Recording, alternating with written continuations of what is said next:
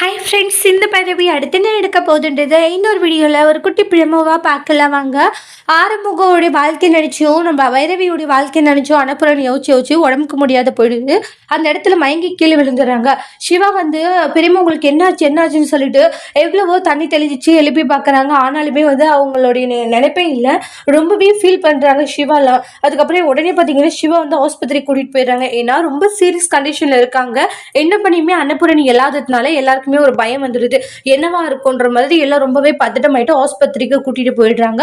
அங்க கூட்டிட்டு போயிட்டு பாத்தீங்கன்னா இந்த மாதிரி தான் ஆயிடுச்சுன்னு சொல்லிட்டு எல்லாம் செக் பண்றாங்க. பார்த்தா பிபி எல்லாம் ரொம்ப லோ ஆயிட்டு இருக்கும். ரொம்பவே வந்து கிரிட்டிக்கலான சுச்சுவேஷன்ல இருக்காங்கன்றது தெரிய வருது.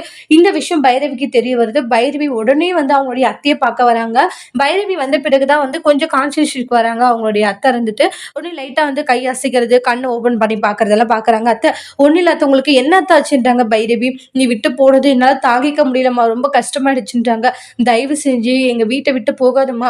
ஆறுமுகம் பண்ணது தப்பு தானே, இல்லைன்னு சொல்லல. ஆனா எனக்காகவாச்சும் அந்த வீட்டுக்கு வாமான்றாங்க. அத்தை என்னத்த பேசிட்டு இருக்கீங்க? இப்போ உங்களோட உடம்ப பாருங்க. சும்மா தேவையில்லாம விஷயங்களை யோசிச்சு உங்க மனசை போட்டு குழப்பிக்காதீங்க அத்தன்றாங்க. என் மனசை போட்டு குழப்பிக்காது எப்படிமா இருக்கிறது? எதை பத்தி யோசிக்காமலாம் என்னால இருக்க முடியலம்மா. எல்லாத்த பத்தி யோசிச்சு எனக்கு ரொம்ப கஷ்டமா இருக்குன்றாங்க. என்னடா இப்படி ஆயிடுச்சு வாழ்க்கை அப்படின்ட்டு நினைச்சு பார்க்கும் போதெல்லாம் அவ்வளவு கஷ்டமா இருக்கு அப்படின்றாங்க.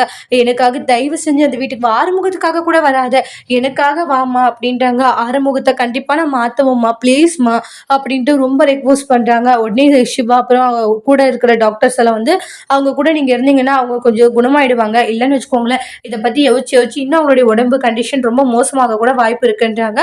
பைரவி இதை கேட்டு ஃபீல் ஆகுறாங்க. இனி பைரவி என்ன முடிவு எடுக்க போறாங்க, தன்னுடைய அத்தைக்காக மறுபடியும் அந்த வீட்டுக்கு போக போறாங்களான்றத அடுத்த வீடியோல நம்ம வெயிட் பண்ணி பார்க்கலாம். தேங்க்யூ.